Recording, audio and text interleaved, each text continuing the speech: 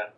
Berarti Pak Sigit ini sebetulnya ini kalau kita mau menjadi wirausaha mitra B1 itu sebetulnya tidak ada resiko ya Pak Sigit ya.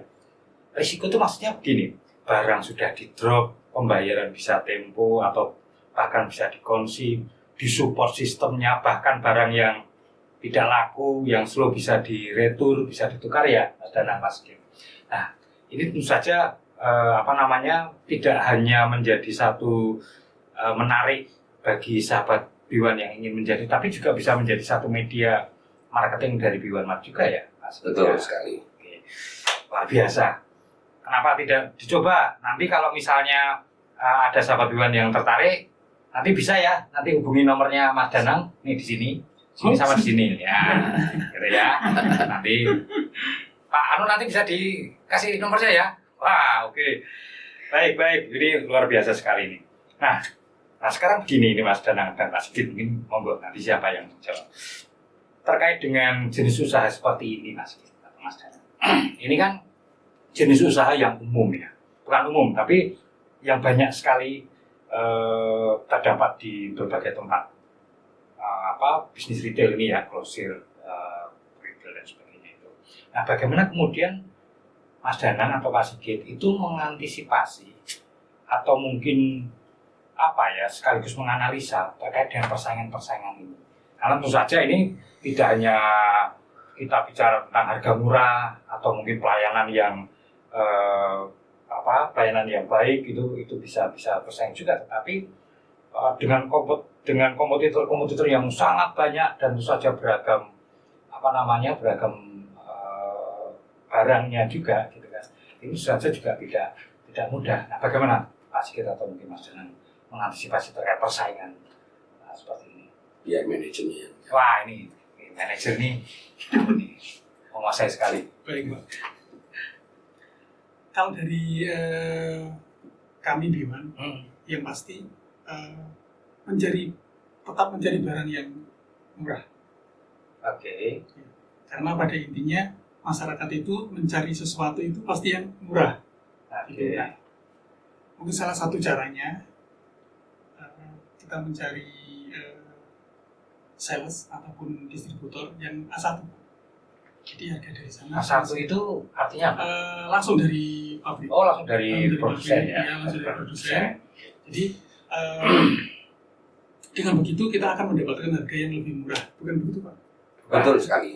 Saya kira jawabannya bukan. ya. Oh begitu. Okay. Dengan harga yang kita dapatkan lebih murah ataupun paling murah, otomatis kita akan menyalurkan ke masyarakat pun bisa paling murah Pak ya, bisa lebih murah ya Pak ya, seperti itu sih Pak. Oke. Jadi lebih ke ini ya, bagaimana kemudian kita mencari sumber yang ini ya. Iya. Karena ada juga yang begini Mas Aris, yang di toko-toko kita nggak usah nyebut nama, ketika barang itu langka, kadang-kadang toko-toko itu menjual harga dengan mahal kan. Dari situ saya melihat secara tidak langsung itu menzolimi konsumen kan. Nah, kalau dari saya sendiri, saya sudah men-state sekian persen maksimum untuk penjualan grosir, untuk penjualan ke konsumen sekian persen. Pada dasarnya itu salah satu untuk mencegah B1 Mart untuk bermain harga di situ. Salah satunya adalah arahnya ke situ sehingga tidak, ini mumpung langka ini kita jual mahal, nggak bisa kayak gitu. Itu salah. Yang kedua, dengan kita mencari harga murah, kita juga istilahnya memotong toko-toko atau yang memang mau bermain menzolimi itu tadi. Kalau kamu mau menzolimi ini ya, aku tembak harga murah, nanti nggak laku nanti kan gitu.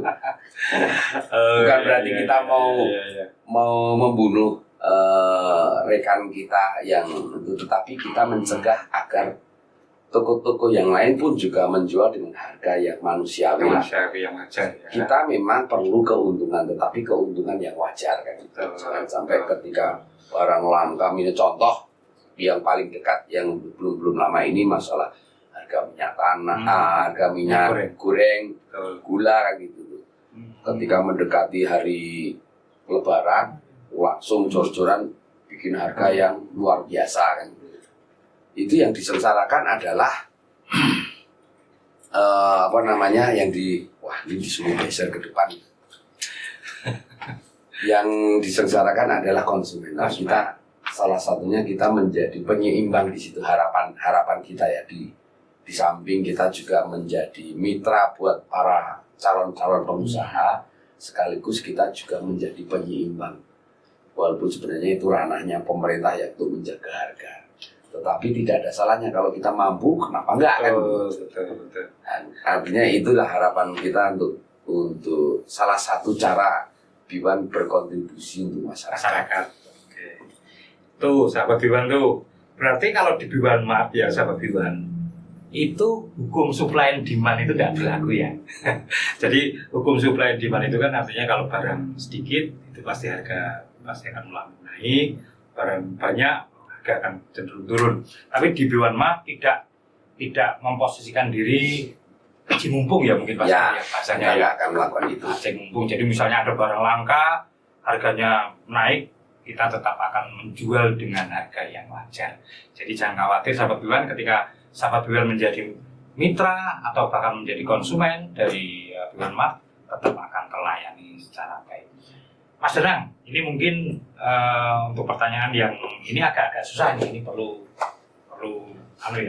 pemikiran. Saya tunggu nanti sampai besok juga nggak apa-apa. Nah, Mas Danang, Biwan Mart ini kan satu entitas bisnis yang langsung kena dengan masyarakat secara langsung ya.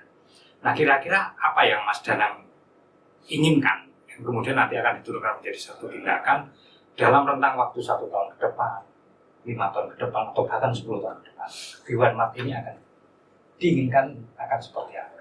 Nanti Mas Kit bisa menambahkan ya, karena terkait dengan supportnya.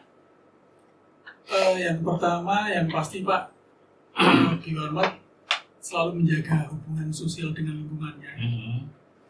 Dengan seperti itu, eksistensi tokonya sendiri aman. Seperti itu. Dengan kondisi yang sudah aman, maka kita bergeraknya lebih enak. Jadi bergeraknya lebih enak. Untuk kedepannya kita mau mengembangkan usaha kita, tinggal jalan. Akhirnya support dari lingkungan dulu yang pasti Pak. Seperti itu. Kemudian setelah support dari lingkungan, baru kita menjalankan program-program yang sudah kita rencanakan. Tentunya dengan persetujuan Bapak.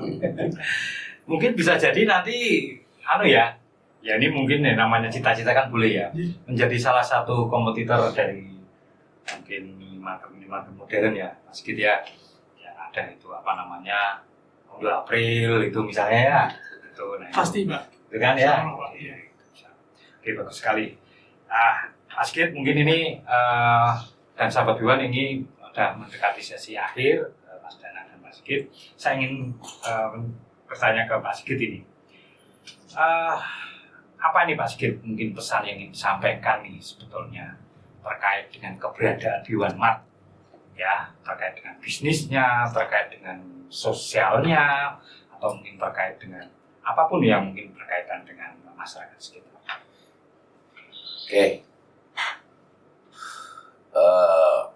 Kalau dari saya sendiri ya sebagai pelaku usaha, kalau menurut saya salah satunya adalah kita harus tetap menjaga etika ya.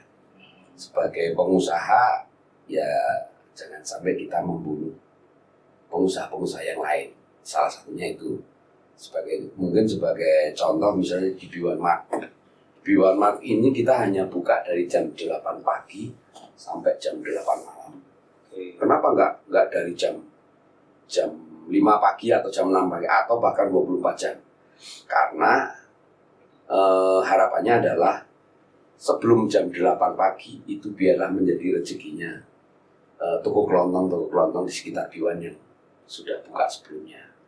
Dan setelah jam 8 malam juga begitu, sehingga kita masih bisa berbagi untuk di sekitar kita kan. Salah satunya itu, sehingga kita tetap menjaga hubungan yang harmonis dengan pengusaha-pengusaha yang sama bidang dengan kita, walaupun mereka adalah toko kelontong yang menjual langsung ke konsumen kita, toko grosir di mana tempat untuk bulan, walaupun sedikit berbeda, tetapi konsumen kan bisa juga membeli ke tempat kita secara langsung. Otomatis harga dapat murah. Bayangkan kalau misalnya kita buka dari jam 6 pagi sampai jam 10 malam, toko di sekitar kita nggak akan laku nanti. Belinya akan ke tempat Biwanma. Gitu, salah satunya itu kita harus juga menjaga etika, di samping kita juga menjaga hubungan yang baik dengan lingkungan masyarakat sekitar. Salah satu aplikasinya ya tenaga kerja di Biwanma itu kalau nggak salah mungkin 90% mungkin itu penduduk sekitar, sehingga harapannya dari situ kita juga turut membangun daerah di sekitar Biwanma kan. Dari situ membangun ekonomi, membangun masyarakatnya kan, dengan adanya kita berbagi ke lingkungan sekitar, walaupun hanya tenaga kerja, tetapi tenaga kerja kita bisa melihat satu orang yang bekerja di Biwanma, katakanlah itu dia punya istri, punya anak, berapa orang yang dihidupin dari satu keluarga itu, belum lagi kalau misalnya dia menjadi tulang punggung dari orang tuanya dan seterusnya. Terus kemudian pada saat hari-hari kemerdekaan gitu kan banyak ya sumbangan-sumbangan juga yang muncul di tempat kita kan, itu sudah tidak bisa dipungkiri, tetapi itu bagian dari kita juga bersosialisasi.